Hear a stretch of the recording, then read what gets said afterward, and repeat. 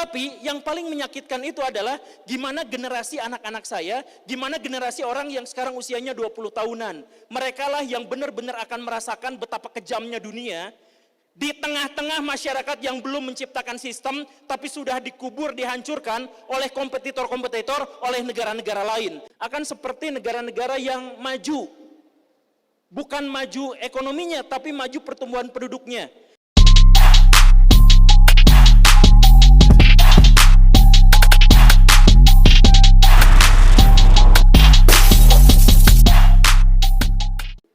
Assalamualaikum warahmatullahi wabarakatuh. Semoga terdengar semuanya ya. Terkait dengan bonus demografi sebenarnya ada sesuatu yang unik. Jadi kemarin sekitar 2 tahun yang lalu Indonesia dinobatkan oleh PBB sebagai negara berpenghasilan menengah ke atas. Sudah pernah dengar beritanya ya? Jadi Indonesia alhamdulillah masuk ke dalam negara dengan penghasilan menengah ke atas. Yang dimaksud dengan menengah ke atas itu adalah bahwa orang-orang yang menggerakkan ekonomi Indonesia itu adalah orang-orang yang penghasilannya sekitar 200 sampai 500 juta per bulan. Nah, orang dengan tingkat pendapatan yang segitu itu naik. Dan di Indonesia sendiri yang dimaksud dengan kaya raya itu adalah orang yang punya penghasilan bersih per bulan 27 juta rupiah atau lebih. Itulah yang dimaksud dengan orang kaya di Indonesia. Dan karena yang level itu naik dan kemudian yang akhirnya menggerakkan ekonomi naik juga, yaitu yang penghasilannya 200 juta sebulan itu makin tinggi juga, maka PBB kemudian memasukkan Indonesia sebagai negara dengan warga yang cukup kaya. Sekarang saya tanya di sini, ini jujur-jujuran lah ya. Siapa yang punya penghasilan di atas 27 juta sebulan? Enggak ada ya? Yang fakir miskin semua ini di sini. Oh ini nih, ada. Ada 27 juta sebulan. Luar biasa. Berapa totalnya sebenarnya? Relatif, tapi pasti di atas 27. Wah, mantap, luar biasa. Kita beri tepuk tangan. Dari 20 pekerjaannya apa? Apa? Freelance? Ilustrator. Oh, ilustrator buku termasuk. Anime. Anime. Ngomong animenya jadi kayak Coki gitu-gitu ya. Oke, yang di atas mohon maaf ternyata ada juga ya. Ya, saya mohon maaf, yang penghasilannya di atas 27 juta sebulan.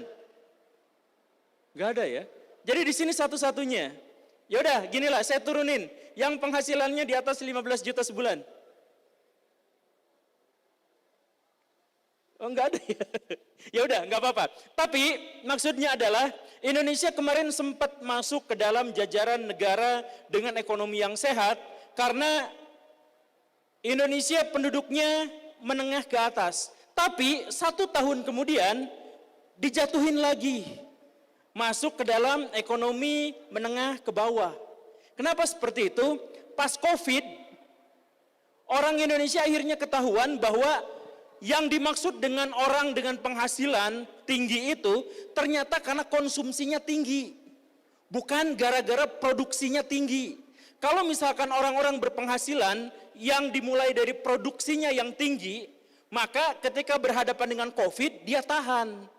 Karena masalahnya bukan konsumsi, bukan berapa banyak uang yang dibelanjakan, tapi berapa banyak uang yang dihasilkannya. Nah, ketika ukurannya adalah berapa banyak yang dibelanjakannya, ternyata orang Indonesia itu banyak sekali yang masuk kategori kaya. Karena belanjanya banyak. Tidak diukur dari mana dia dapatnya. Nah, pas COVID, ternyata jatuh semuanya dan Indonesia sekarang dan masih bertahan, alhamdulillah, masuk ke dalam kategori negara berpenghasilan menengah ke bawah. Walaupun angka kekayaannya tetap, standar kekayaan di Indonesia itu 27 juta rupiah atau lebih, tetapi Indonesia sekarang tidak lagi dikatakan sebagai negara yang lebih makmur. Kenapa seperti itu? Karena ternyata tingkat usaha di Indonesia itu kecil. Yang besar itu apa? UMKM. Dan UMKM di Indonesia adalah salah satu yang bahkan yang terbesar di seluruh dunia. UMKM di Indonesia. Jadi kalau misalkan dihitung-hitung, orang Amerika Serikat banyak menyimpan uangnya itu di mana? Di bank atau dalam bentuk aset atau dalam bentuk yang kemarin mereka sempat naik itu cryptocurrency. Nah, Indonesia tidak main di situ. Indonesia mainnya di mana? Sektor real, yaitu apa? Di setiap pinggir jalan pasti ada pedagang kaki lima. Dan Indonesia adalah negara dengan pedagang kaki lima terbesar di seluruh dunia. Jadi makanya kemarin-kemarin kalau kita pernah bahas dari mulai Pak Jokowi, Menteri Keuangan sampai YouTuber-YouTuber di Indonesia, Pak Remoncin atau Pak Ferry Irwandi itu mengatakan tahun 2023 gelap ekonominya karena akan ada krisis gitu kan.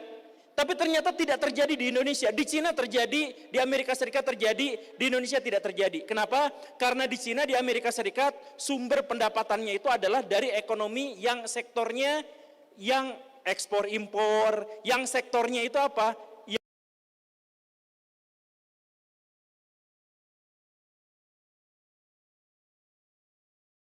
Tukang cireng di pinggir jalan masih banyak, tukang bakso di pinggir jalan masih banyak. Nah, lebih parahnya lagi, kita masuk ke tema sekarang. Lebih parahnya lagi adalah ternyata ekonomi di Indonesia diperkirakan akan terus-terusan memburuk. Dulu sempat naik karena Indonesia itu ekonomi menengah ke atas, kemudian turun jadi menengah ke bawah, dan yang menengah ke bawah itu berpotensi turun terus-terusan. Bukan karena pertumbuhan ekonomi Indonesia turun, tapi karena negara-negara yang lain naiknya lebih drastis. Kamboja itu naiknya drastis, Vietnam udah lama ngalahin kita, Bangladesh sekarang ekonominya naik, nah kita stuck di situ. Alasannya kenapa? Karena ternyata bonus demografi di Indonesia semakin kesini semakin tipis, dan pemerintah mewanti-wanti dalam 13 tahun ke depan bonus demografi di Indonesia selesai. Bonus demografi itu apa? Bonus demografi itu maksudnya adalah ketika warga negara yang memiliki produktivitas itu lebih banyak daripada yang tidak produktif.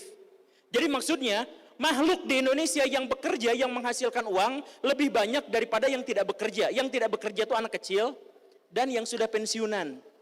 Nah, Indonesia sampai sekarang masih ikut ke dalam bonus demografi karena apa? Karena pertumbuhan penduduk Indonesia itu masih piramida.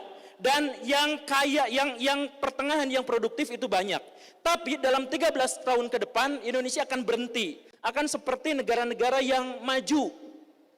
Bukan maju ekonominya, tapi maju pertumbuhan penduduknya. Jadi salah satu karakteristik negara maju adalah pertumbuhan penduduknya yang stuck di situ. Maksudnya yang meninggalnya susah, tapi pasangan yang memutuskan untuk punya anak juga susah. Biasanya cuma punya satu atau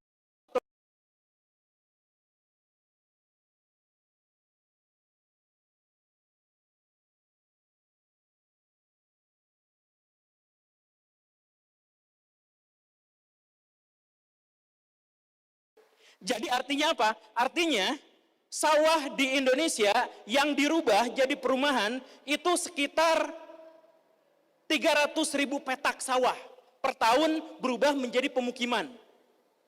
Karena apa? Penduduknya makin banyak karena pertambahan penduduknya yang terus-terusan. Pertambahan penduduk itu bagus. Karena apa? Karena semakin banyak jumlah penduduk, semakin banyak sirkulasi uang. Iya kan? Yang tadi itu, yang beli cireng, beli batagor di pinggir jalan, dan itu kan memutarkan uang. Nah, perputaran itu memakmurkan rakyat bagaimanapun. Tetapi jeleknya apa? Jeleknya pertama, di masa depan dalam 13 tahun ke depan itu akan stuck, tetapi di sisi lain, sumber daya manusia di Indonesia yang jumlahnya segitu itu ternyata tidak memadai untuk kemajuan bangsa. Bayangkan, orang yang suka baca buku di Indonesia itu hanya 1 berbanding 1.000 orang.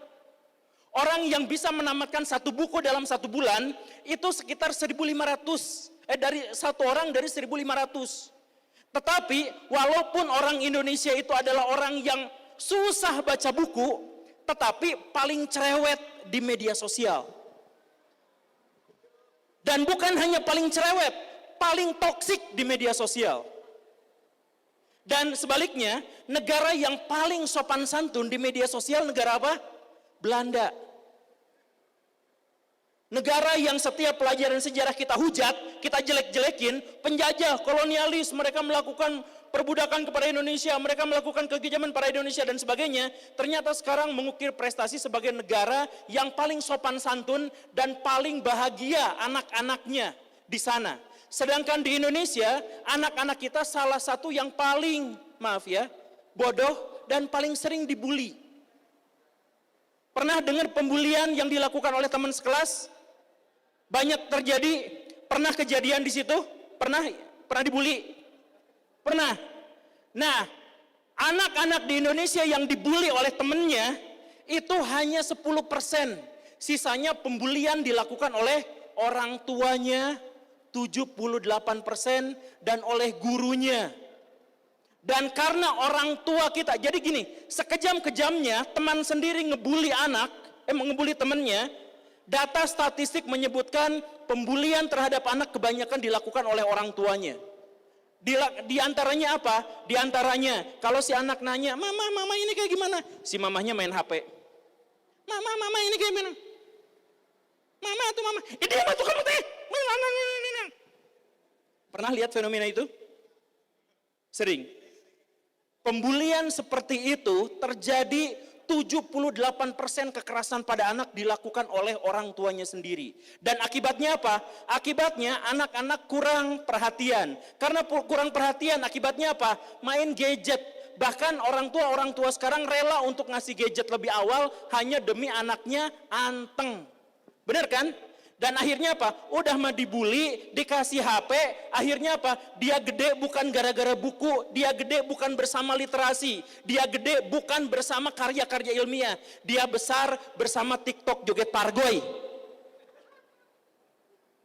Faktanya begitu. Jadi kalau misalkan anak-anak kita yang di masa depan akan tumbuh menjadi besar, kemudian diberi tanggung jawab bahwa Indonesia 13 tahun lagi bonus demografi stuck di situ, berhenti di situ, kemudian kita melihat bahwa masa depan anak-anak kita itu seperti itu, dan anak-anak itulah yang akan diserahi masa depan, tanggung jawab bangsa, apakah bangsa Indonesia akan maju dalam 13 tahun ke depan? Gimana kira-kira? Nah, sekarang kita bahas lagi. Bonus demografi itu bagaimanapun pasti akan berhenti. Misalkan begini, Jepang itu maju pesat, tapi sampai tahun 80-an. Setelah itu mereka stuck di situ, terus turun. Sony kalah sama Samsung. Toyota digeser sama Hyundai. Iya kan? Miyako kalah sama Changhong. Jepang turun terus sejak tahun 80-an. Karena apa? Bonus demografinya stuck di situ. Dan akhirnya apa? Mereka kekurangan sumber daya manusia. Mereka sekarang mohon-mohon ke negara-negara lain untuk datang ke negaranya, bahkan dikasih rumah gratis, dikasih kerjaan gratis di Jepang. Saking penduduknya habis. Jadi kalau di sini warga Indonesia udah putus asa bisa susah hidup tinggal di Indonesia, datang ke Jepang, ada 9 juta rumah orang Jepang gratis, silahkan dipakai. Kalau mau. Karena orang Jepang sekarang penduduknya makin lama makin dikit. Sekolah banyak yang tutup gara-gara nggak ada yang mau punya anak. Karena terlalu sibuk. Korea Selatan, gitu juga. Tahun 2000-an mereka naik, tahun 2010 mereka masuk kategori 15 negara paling ketat persaingannya, paling kompetitif. Udah itu mereka turun lagi. Gara-gara apa? Penduduknya makin dikit. Bonus demografinya udah kelewat jauh. Jadi turun terus.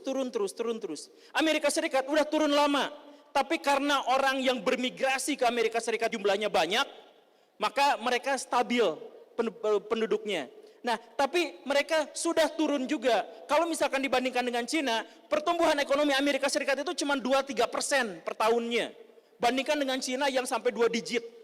Nah, Amerika Serikat udah stuck di situ. Tapi apa? Tapi setidaknya mereka sudah melampaui bonus demografi sehingga sistemnya udah jalan. Jadi mereka bisa bertahan lebih lama dalam kemajuan. Jepang sebangkrut-bangkrutnya sekarang, sejelek-jeleknya sekarang Jepang, dibandingkan dengan 20 tahun yang lalu, sistem Jepang masih salah satu yang terbaik di dunia. Karena apa? Karena pas bonus demografinya terhenti, sumber daya manusia mereka itu bisa mengimbanginya. Sistem mereka udah jalan. Jadi walaupun misalkan Toyota sekarang udah mulai dikalahkan oleh Tesla dan Hyundai, tapi penjualan mereka masih luar biasa, masih raksasa, masih bisa mengimbangi PDB-nya Indonesia. Gede banget.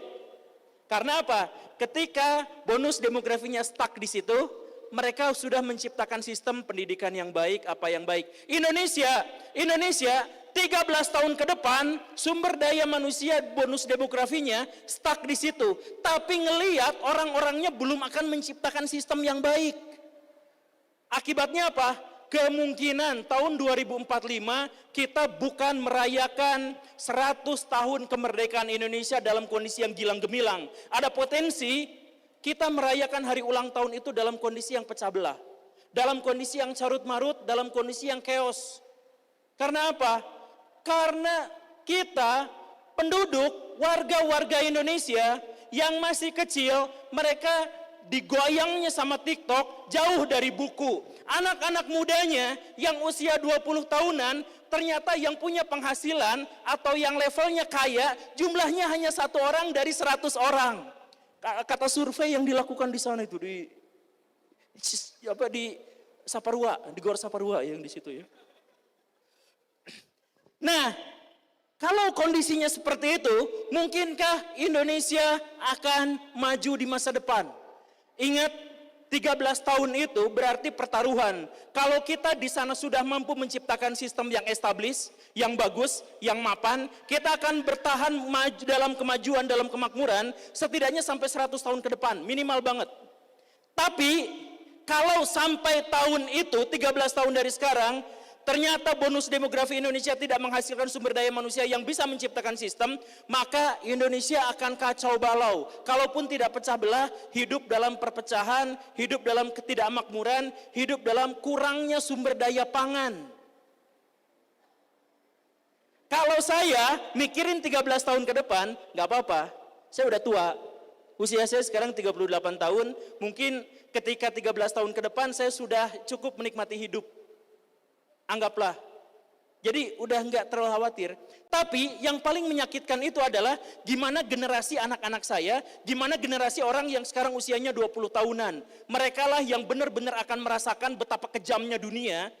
Di tengah-tengah masyarakat yang belum menciptakan sistem, tapi sudah dikubur, dihancurkan oleh kompetitor-kompetitor, oleh negara-negara lain. Kalau misalkan Indonesia sekarang mau bikin kereta cepat Bandung-Jakarta aja, harus minta bantuan ngemis-ngemis pada negara yang lain, apa yang akan terjadi 13 tahun ke depan ketika kita dikuasai oleh sumber daya manusia yang sama sekali tidak dibesarkan oleh semangat literasi. Pertanyaannya itu kan, kita lanjut di diskusi.